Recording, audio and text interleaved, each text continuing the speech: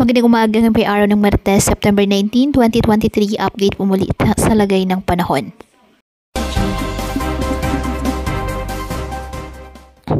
Intertropical Convergence Zone or ITCZ nakakaapekto ngayon sa Mindanao. At mga localized thunderstorms naman nagpapaulan sa ilang bahagi pa ng ating bansa. Wala naman pong binabantayang low pressure area o bagyo sa loob po ng ating Philippine Area of Responsibility na maaring makaapekto sa ating bansa.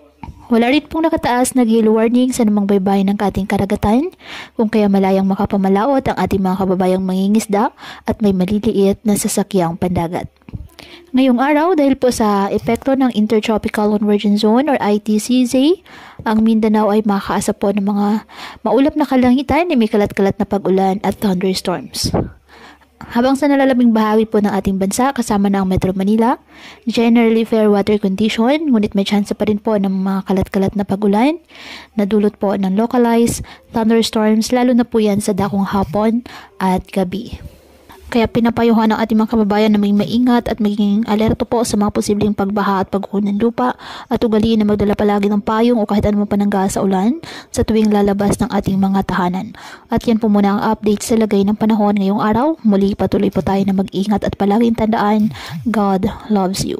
Stay safe and God bless.